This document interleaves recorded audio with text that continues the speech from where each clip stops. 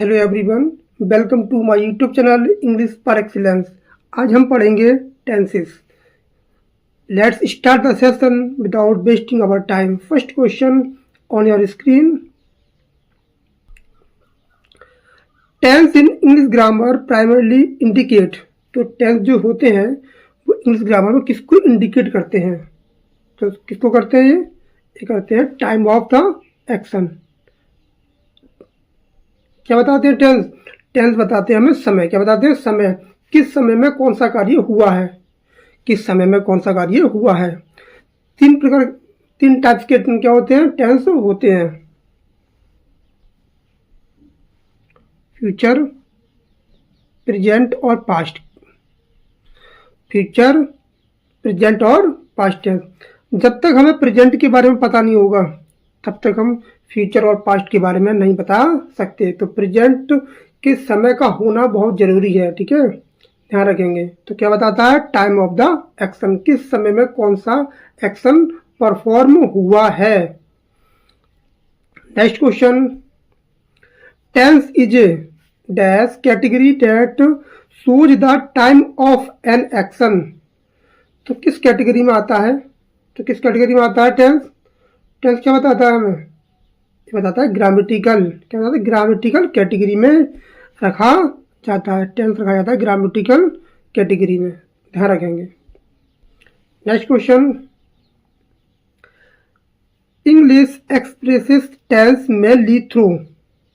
Tense किसको express करता है? तो किसको करता है ये एक्सप्रेसेस? ये करता है option number A. Option number A, inflection and auxiliary verbs. ये करता है option number A. Next question. Which of the following statements is true about tense. तो टेंस के बारे में कौन सा स्टेटमेंट एकदम करेक्ट है? तो देखते हैं कौन सा स्टेटमेंट एकदम करेक्ट है। It only expresses the aspect of the verb. यह केवल क्या बताता है? वर्ब बताता है। टेंस केवल वर्ब बताता है? नहीं, केवल वर्ब नहीं बताता है। It indicates the exact time without contest. Exact time बताता है विदाउट कॉन्टेस्ट। ये भी क्या हो जाएगा? हमारा गलत हो जाएगा। ये क्या हो जाएगा? हमारा गलत हो जाएगा। It is always marked by verb ending alone in English. ये भी हमारा क्या है? एकदम गलत है। तो कौन सा करेक्ट आंसर होगा? करेक्ट आंसर होगा ऑप्शन नंबर डी। डी कह रहा है it locates the action of the verb in time. किस टाइम में कौन सी वर्ब परफॉर्म की गई है, कौन सा एक्शन परफॉर्म किया गया है, वही सबसे सुटेबल आंसर हो जाएगा। Option number D is correct answer है। Next question. Which of the following best defines aspect in relation to tense. Aspect में होता है पहलू। क्या होता है? पहलू, दृष्टिकोण। पहलू होता है। क्या होता है? पहलू। किस पहलू से देखते हैं हम टेंस को? तो इसको देखेंगे तो क्या करता है ये? ऑप्शन नंबर ए कह रहा है कि expresses when the action happened. ये व्यक्त करता है जब कोई कार्य क्या होता है? एक्शन घटित होता है। ऑप्शन नंबर बी कह रहा है expresses the attitude of the speaker. Speaker का दृष्टि नजरिया क्या है। ऑप्शन नंबर सी कह रहा है कि expresses whether an action is complete, ongoing और रिपीटेड। तो कौन सा करेक्ट आंसर होगा? Option number C. कौन सा होगा? ऑप्शन नंबर सी।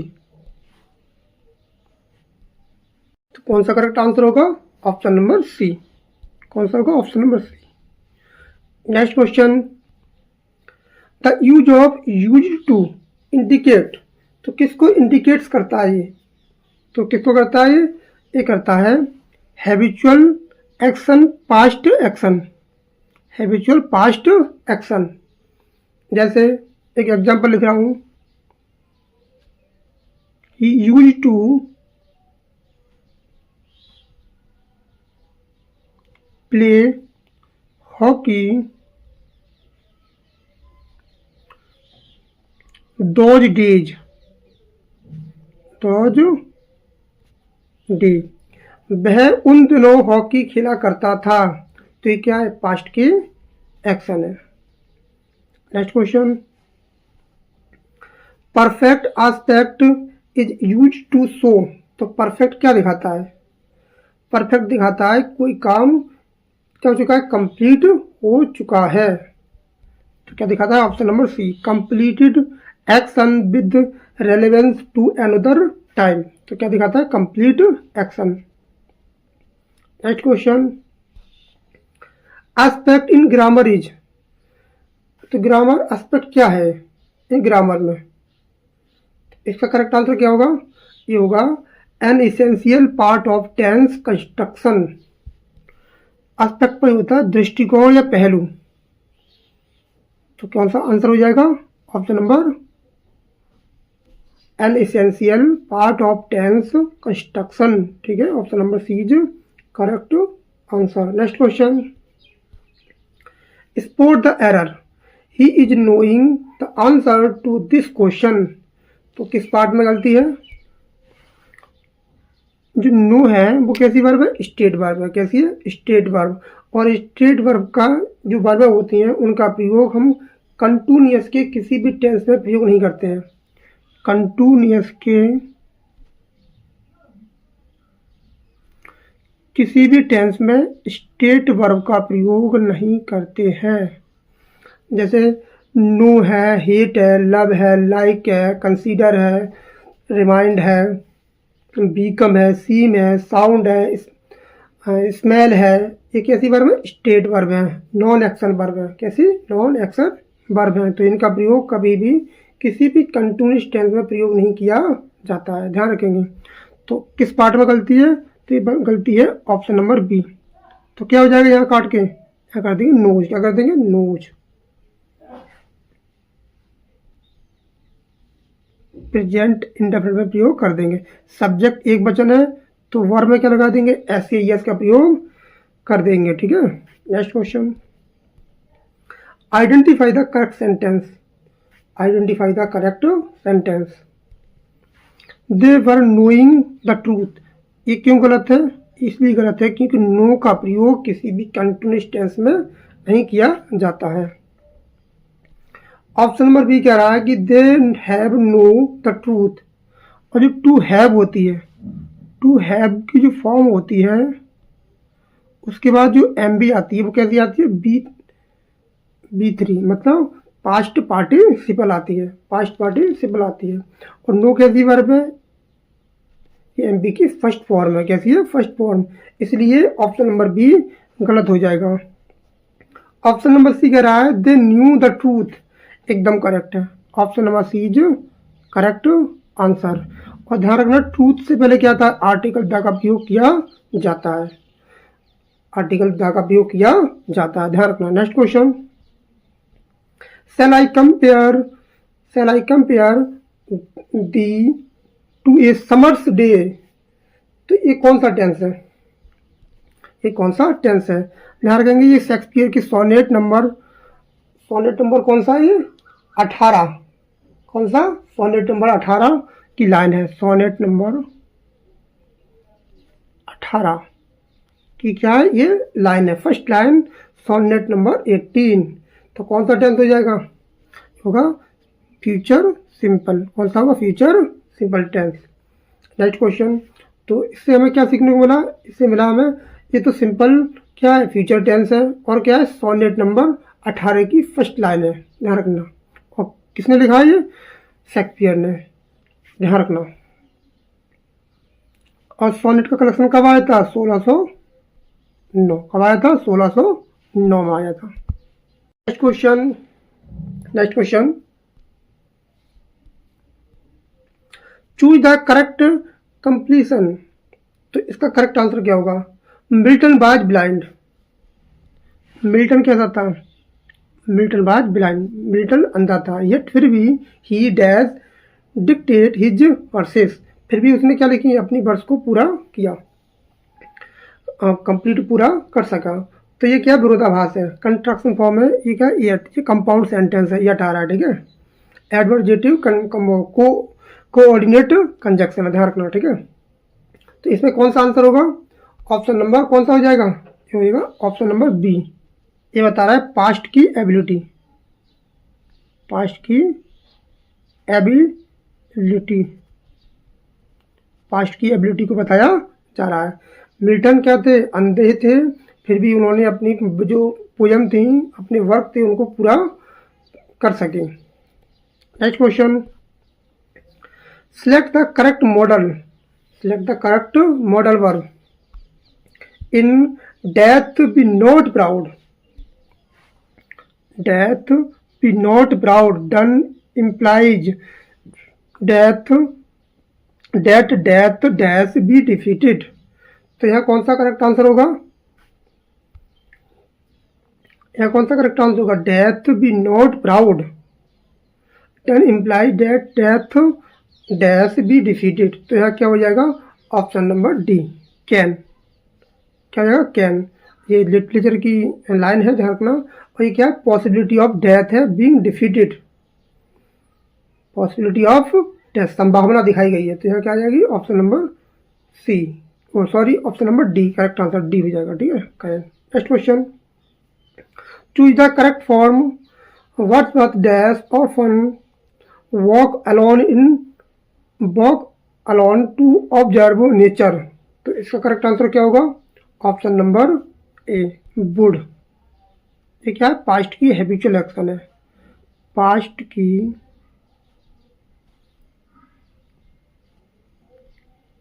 हैबिचुअल एक्शन के बारे में बताया जा रहा है। तो इसमें कह रहा है कि वर्ड्सवर्थ अक्सर क्या करते थे, नेचर में घूमा करते थे, ठीक है, ऑब्जर्व किया करते थे नेचर को, ठीक है, अक्सर। तो क्या, पास्ट की हैबिचुअल एक्शन की बात कर रहा है। तो यहाँ करेक्ट आंसर होगा वुड। क्या होगा, would. Next question, choose the correct completion. T.S. Eliot's poems dash be difficult for new readers। इसमें करेक्ट आंसर क्या होगा, इसमें करेक्ट आंसर होगा ऑप्शन नंबर सी, क्या आएगा, can. T.S. Eliot's poem can be difficult for new readers. जो new reader थे उनके लिए क्या थी, डिफिकल्ट, क्या कठिनाई पैदा कर सकती है। Next question, students could enjoy Milton's grand style if they pay attention. तो किस पार्ट में गलती है, स्टूडेंट्स कुड इंजॉय, अब ये क्या है, इंजॉय। जो हमारी मॉडल वर्ब होती हैं,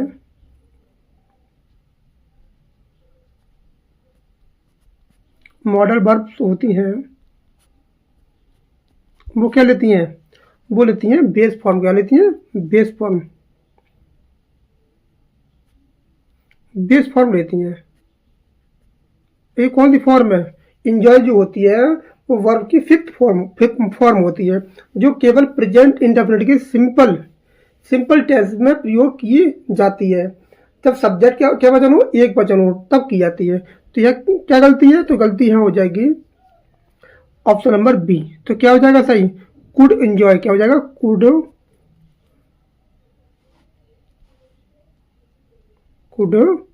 इंजॉय, कुड इंजॉय हो जाएगा, ध्यान रखना। Next question, poets dash use metaphors to convey complex emotions effectively. तो इसमें कौन सा करेक्ट आंसर होगा, option number B, option number B में, ऑप्शन नंबर बी। ये क्या है, पॉसिबिलिटी है, परमिशन की बात कर रहा है। पोएट्स में use metaphor to convey complex emotions effectively. तो option number B is correct answer. Next question, identify the modal usages. तो इसमें कौन सा मॉडल वर्ब जो यूज है वो क्या है, इसका मतलब, इसका एक्शन क्या है, इसका एक्शन जो दिया है उसमें। तो we must love one another, we must love one another और डाई, ऑडियंस मस्ट सोच। तो मस्ट यह क्या दिखा रहा है, तो यह मस्ट दिखा रहा है मॉरल ऑब्लिगेशन। क्या दिखा रहा है, मॉरल ऑब्लिगेशन। और ऑब्लिगेशन का मतलब होता है, ऑब्लिगेशन का मतलब होता है बाध्यता। क्या होती है, बाध्यता, वचनबद्धता या कर्तव्य भावना। क्या होती है, कर्तव्य भावना, ध्यान रखना। Next question, Select the correct usage, correct use, select the correct tense. When Wordsworth saw the daffodils, he dash alone. तो जो डैफोडिल है वो किसकी पोयम है? वो पोयम है हमारे वर्ड्सवर्थ की, ठीक है, किसकी? वर्ड्सवर्थ की। तो जब उन्होंने डैफोडिल्स को देखा तो क्या कर रहे थे? वो was walking, option number C is correct answer. Next question, choose the correct model.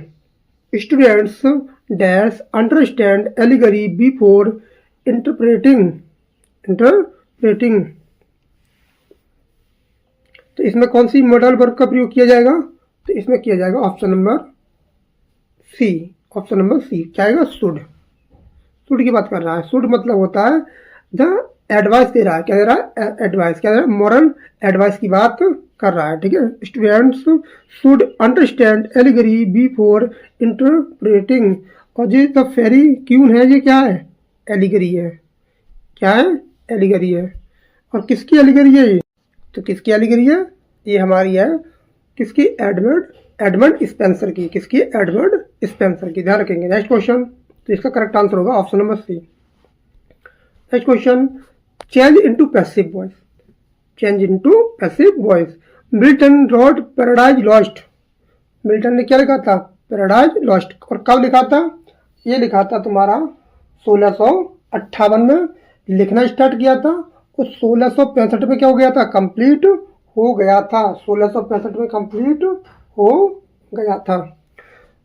लिखना स्टार्ट किया था 1658। कंप्लीट कब हुआ था? 1665। पब्लिश कब हुआ था? फर्स्ट पब्लिकेशन हुआ था 1667। कितनी बुक थी इसमें? 10। कितनी थी? 10। सेकंड पब्लिकेशन कब आया था? सेकंड 1674। कितनी बुक थी? 12। कितनी थी? 12। ठीक है, ध्यान रखेंगे। तो हमें बनाना है इसका पैसिव वॉइस। क्या बनाना है? Passive voice. Milton wrote paradise Lost, जी क्या है? वर्ब है। और कौन से टेंस में? पास्ट टेंस में। कौन सा है? पास्ट टेंस में, सेकंड फॉर्म में, ठीक है। तो हमारा जो टेंस जाएगा वो कहाँ जाएगा? वो जाएगा पास्ट का पैसिव बन जाएगा। तो जो पैराडाइज लॉस्ट है ये क्या बनेगा? हमारा पैसिव वॉइस का सब्जेक्ट बनेगा। तो पैराडाइज लॉस्ट सभी में क्या है? पैराडाइज लॉस्ट है। अब यहाँ दिया है बिल, ये तो नहीं हो सकता। हैज दिया, ये नहीं हो सकता। इज दिया, ये नहीं हो सकता। कौन सा बनेगा? Paradise lost was written by Milton. ध्यान रखेंगे। Next question, identify the tense and voice. हमें टेंस सेंटेंस में क्या पहचानना? टेंस और वॉइस को पहचानना है। Songs of innocence and experience were composed by William Blake. दो क्वेश्चन मिल रहा है हमें। क्या मिल रहा है? दो क्वेश्चन। एक तो लिटरेचर से क्वेश्चन मिल रहा है कि songs of innocence and experience किसने कंपोज करे हैं? तो वो करे हमारे विलियम ब्लैक साहब ने। किसने किए? William black. अब पूछ रहा है कि ये कौन सा टेंस है और कौन सा वॉइस है। तो कौन सा टेंस है और कौन सा वॉइस है? दो क्वेश्चन हमको यहाँ मिल रहा है। तो टेंस कौन सा है हमारे? टेंस है पास्ट सिंपल। कौन सा है? Past simple. कौन सा? Past simple. अब वर कंपोज्ड है बाय विलियम ब्लैक, तो पास्ट सिंपल का पैसिव वाक्य है। कैसा है? पास्ट सिंपल का पैसिव वाक्य। तो कौन सा क्वेश्चन, कौन सा ऑप्शन हो जाएगा? Option number C. Option number C is correct answer. Next question, identify the voice. हमें वॉइस पहचानना, कौन सा वॉइस है? एक्टिव वॉइस है या पैसिव वॉइस है? Let the poem be read aloud. अभी लेट होती है, अगर लेट के बाद let plus object plus be one है, ठीक है, तो क्या होता है? एक्टिव वॉइस होता है। अगर ऐसे आ जाता है लेट प्लस ऑब्जेक्ट, ध्यान रखना लेट के बाद हमेशा क्या आता है? ऑब्जेक्टिव केस के प्रोनाउन का प्रयोग किया जाता है। और लेट के बाद वर्ब कैसी आती है, वर्ब आती है कैसे, बेस फॉर्म, क्या आती है, बेस फॉर्म आती है। पैसिव बनता है तो बनता है बी आती है, क्या आती है, बी, और आती है B3, क्या आती है, B3, पास्ट पार्टिसिपल। ये होता है हमारा पैसिव का स्ट्रक्चर, और ऊपर वाला होता है एक्टिव का स्ट्रक्चर। हमारा स्ट्रक्चर जो बन रहा है वो बन रहा है सेकंड वाला, सेकंड वाला बन रहा है। देखो लेट दिया है, लेट दिया है, ऑब्जेक्ट दिया और दिया है बी, क्या दिया है, बी। उसके बाद दिया है पी वर्ब की थर्ड फॉर्म, मतलब पास्ट पार्टिसिपल। तो कैसा वाक्य है ये होगा पैसिव वाक्य। ये कौन सा पैसिव, इंपरेटिव पैसिव। कैसा होगा, imperative passive. Option number C is correct answer. Option number B नहीं होगा। अगर ऑप्शन नंबर बी किया, अगर ये इंपरेटिव पैसिव नहीं होता तो हमारा बी सही था। जब इंपरेटिव पैसिव है तो कौन सा सही होगा, imperative passive. Next question, change into indirect speech, change into indirect speech. Keats said कहता है कि comma inverted comma beauty is truth, truth is beauty, beauty is truth, truth beauty. ये किसकी लाइन है, ये किड्स ने बोली है, ये ध्यान रखेंगे, ये इंपॉर्टेंट लाइन है। अब कह रहा है इसका वॉइस चेंज, वो नरेशन बनाना है, इनडायरेक्ट स्पीच को इसको चेंज करना है, ठीक है। अब ये क्या है, प्रोवर्ब है, ये क्या है, प्रोवर्ब है, ठीक है। और यूनिवर्सल ट्रूथ है, यूनिवर्सल ट्रूथ है, और इसका टेंस चेंज नहीं किया जाएगा। ध्यान रखना, इसका टेंस चेंज नहीं किया जाएगा। अगर मैं आपसे पूछूं, ये टेंस दिया है, ये एग्जाम्पल जो दिया है, सेंटेंस दिया है, आपसे पूछूं ये सिंपल है, कंपाउंड है या कॉम्प्लेक्स है, तो इसका आंसर आप कमेंट बॉक्स में दीजिए। ये सेंटेंस दिया है, Keats said comma inverted comma beauty is truth comma truth beauty, ये कैसा सेंटेंस है, कॉम्प्लेक्स है, सिंपल है, कंपाउंड है। इसका आंसर आप कमेंट बॉक्स में जरूर दीजिएगा। इसका जो बनेगा वो बनेगा, kids sad that beauty is truth, truth beauty. तो इसका कोई टेंस चेंज नहीं किया जाएगा। तो option number A is correct answer, option A is correct answer. Universal truth है और प्रोवर्ब भी है, ठीक है, ध्यान रखेंगे। Next question, identify the error, identify the error. The poet said that the nature is a great teacher, the poet said that the nature is great teacher. तो इस किस पार्ट में इसमें गलती है, तो किस पार्ट में गलती है, तो पार्ट में गलती है ऑप्शन नंबर, द पोइट दिया है, सही दिया है, सेड करेक्ट है, पास्ट टेंस है, ध्यान रखना। सेकंड फॉर्म दिया है डेट, बिल्कुल ठीक है। लेकिन जो नेचर है उससे पहले आर्टिकल द का प्रयोग नहीं किया जाएगा, ध्यान रखना, आर्टिकल द का प्रयोग नहीं किया जाएगा। तो ऑप्शन नंबर सी क्या है, गलत है। तो क्या हो जाएगा, नेचर, क्या हो जाएगा, नेचर, नेचर हो जाएगा, ध्यान रखना। Next question, change into indirect, change into indirect speech. Milton said comma inverted comma Milton's first disobedience brought death into the world. तो ये लाइन कहाँ की है, पैराडाइज लॉस्ट बुक नंबर 1। कहाँ की लाइन है, पैराडाइज लॉस्ट बुक नंबर 1 की ये लाइन दी गई है। तो ये कह रहा है मैंस फर्स्ट डिसओबीडियंस, पहली अवज्ञा, इंसान की पहली अवज्ञा ने क्या कर दिया, इस संसार में क्या आ गई, मृत्यु आ गई, क्या आ गई, मृत्यु आ गई। एक इंसान की गलती से इस संसार पर क्या आ गई, मृत्यु आ गई। ऐसा कौन कह रहा है, मिल्टन साहब कह रहे हैं, ठीक है। तो इसका जो हमें बनाना है इनडायरेक्ट स्पीच, तो इसका क्या बनेगा, जब इसका बनाएंगे इनडायरेक्ट स्पीच तो इसका भी टेंस चेंज नहीं होगा।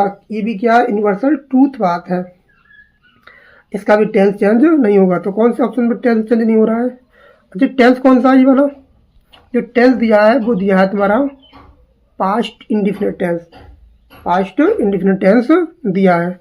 तो ऑप्शन नंबर ए क्या कह रहा है, Milton said that Milton man's first disobedience has, तो हैज तो बिल्कुल नहीं होगा, तो ऑप्शन नंबर ए तो गलत हो जाएगा।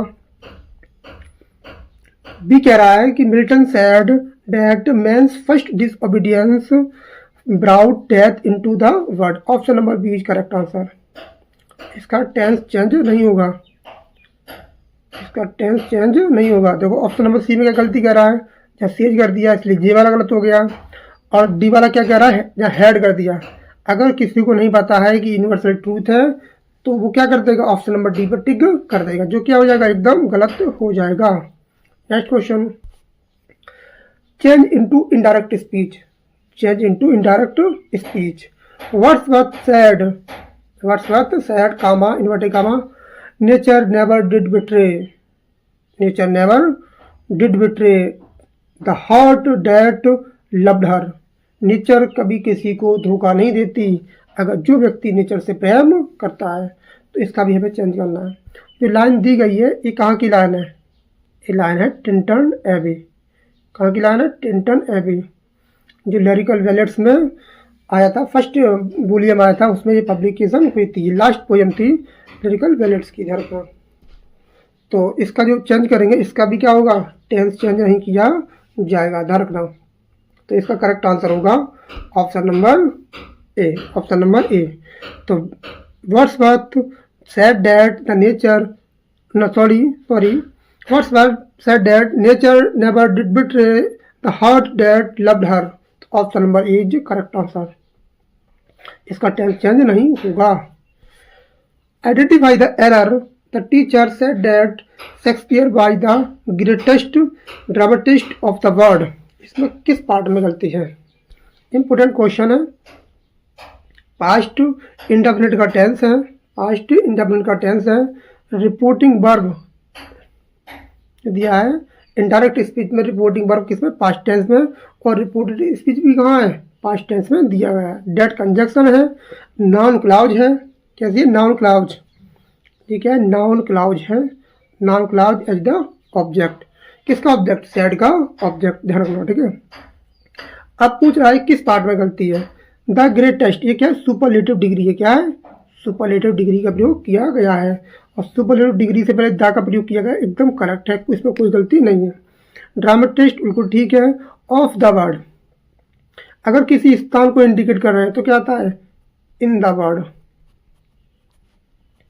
In the word.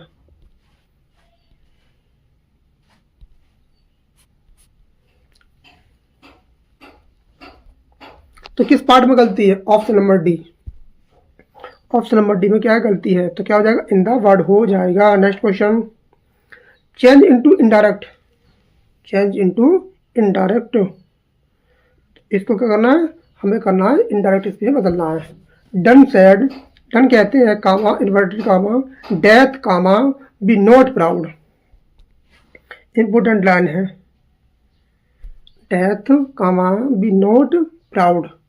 अगर मैं आपसे पूछूं कि यहाँ से लेके यहाँ तक इस सेंटेंस में कितने सेंटेंस का प्रयोग किया गया है, यहाँ से लेके यहाँ तक कितने सेंटेंसों का प्रयोग किया गया है, और मैं आपसे पूछूं इस सेंटेंस में कितनी क्लाउज है, आपको आंसर देना है कमेंट बॉक्स में। इस सेंटेंस में कितने सेंटेंस हैं, कितनी क्लाउजें हैं, ध्यान रखना, कितनी क्लाउज और कितने सेंटेंस हैं, और ये सेंटेंस किस टाइप का है, सिंपल है, कंपाउंड है, कॉम्प्लेक्स है, सिंपल है, कंपाउंड है, कॉम्प्लेक्स है। इसका आंसर आपको कमेंट बॉक्स में देना है, 3 आंसर देना है कि इसमें कितने सेंटेंस हैं, कितनी क्लाउजें हैं और किस टाइप का ये सेंटेंस दिया गया है, ध्यान रखना, ठीक है। ये बेसिक ऐसे इंपरेटिव सेंटेंस है, मैं आपसे पूछ रहा हूँ सिंपल, कंपाउंड और कॉम्प्लेक्स। तो इसका क्या बनेगा, इसका जो बनेगा उसका क्या बनेगा, जो इनडायरेक्ट स्पीच बनेगी वो बनेगी डन, क्या बनेगी, Donne, Donne told death not to, क्या आएगा, अगर रिपोर्टेड स्पीच में नॉट इंपरेटिव वाक्य और नेगेटिव है, नेगेटिव है तो हम क्या करेंगे, नॉट टू का प्रयोग करेंगे, उसको जोड़ने के लिए नॉट टू का प्रयोग करेंगे। और यहाँ टू कंजक्शन नहीं है, इन्फिनेटिव है, क्या है, इन्फिनेटिव है, तो ये बन जाएगा Donne told death not to be proud. Option number A is correct answer, is correct. Important sentence है ये मोस्ट इंपोर्टेंट सेंटेंस है, ध्यान रखना। Next question, choose the correct indirect, choose the correct indirect तो हमें चूज क्या करना है, करेक्ट इनडायरेक्ट स्पीच चूज करनी है। He asked me comma inverted comma भाई are you studying the prelude. इसका भी आपको आंसर कमेंट बॉक्स में देना है। कहाँ देना है, कमेंट बॉक्स में देना है, ठीक है। इसका आंसर आप लोग बताओगे। Next question. तो आज के लिए इतना ही। हमारे चैनल को सब्सक्राइब करें, लाइक करें और कमेंट जरूर करें। और जो आज मैंने क्वेश्चन पूछे हैं उनका आंसर आप कमेंट बॉक्स में जरूर दें। अगर आप सीरियस एक्सपीरियंस हैं तो आप इसका आंसर जरूर देंगे। अगर आप ऐसे हवा हवा में बातें कर रहे हैं तो आप मेरे द्वारा पूछे गए क्वेश्चन का आंसर नहीं देंगे। Thank you.